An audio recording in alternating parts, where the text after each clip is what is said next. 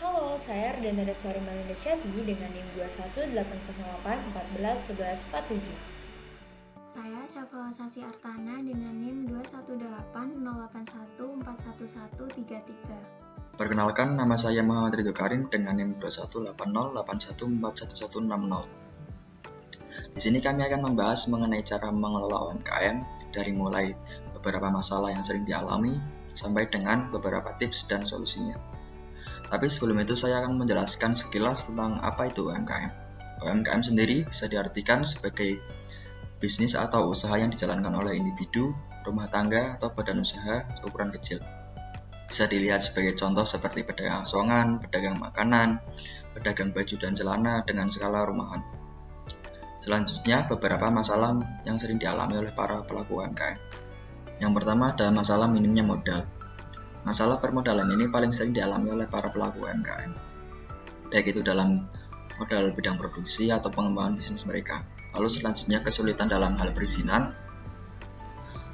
Kesulitan dalam hal perizinan ini sangat berkaitan dengan permodalan tadi, di mana jika pelaku UMKM tidak memiliki izin resmi, maka mereka tidak bisa mengajukan modal.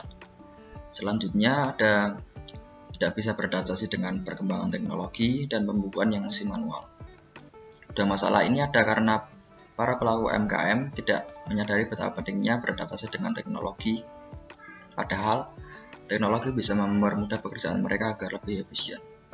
Lalu masalah yang kelima adalah tidak tahu cara bagaimana mengembangkan bisnis.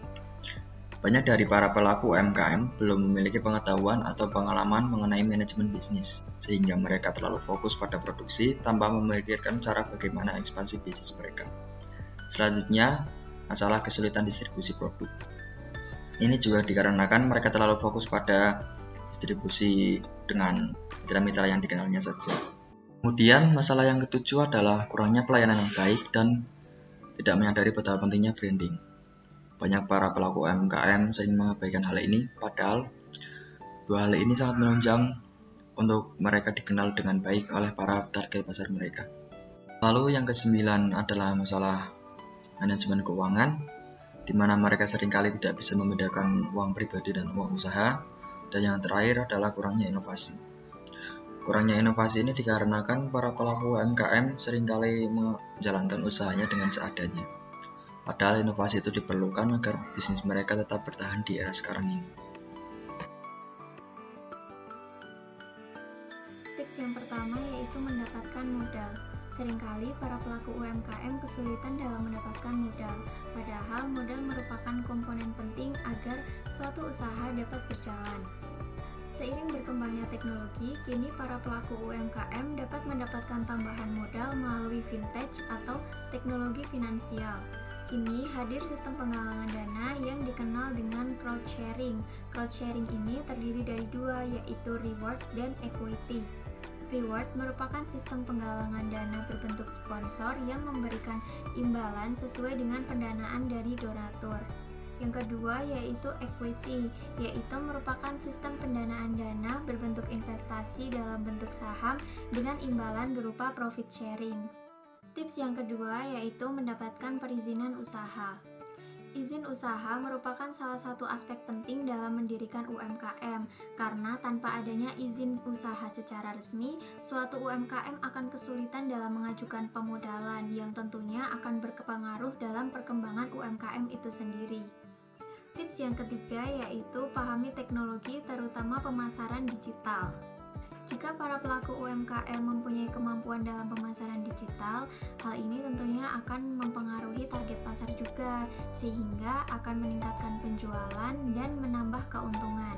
Para pelaku UMKM dapat meningkatkan kemampuan pemasaran digital ini dengan mengikuti webinar online, perbanyak membaca buku, mengikuti komunitas bisnis, serta berkonsultasi dengan sesama pemilik usaha. Tips yang keempat yaitu mengganti pembukuan manual dengan pembukuan otomatis.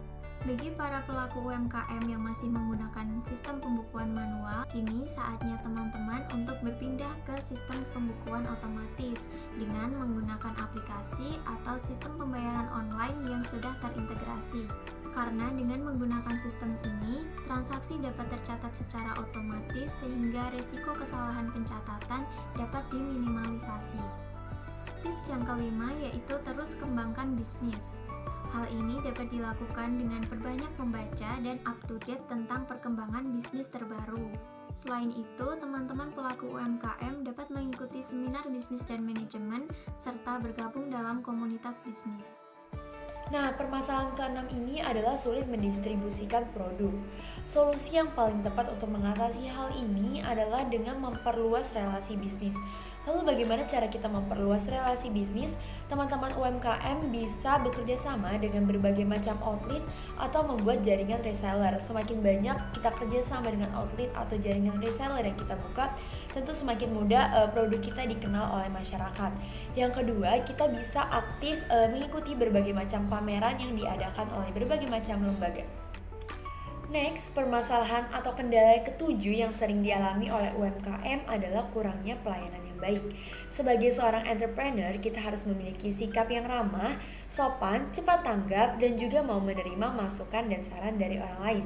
Ada beberapa tips untuk mengadakan pelayanan yang baik, seperti membuat promo, giveaway, cashback, atau juga mengadakan pendaftaran member untuk pelanggan yang setia kepada teman-teman.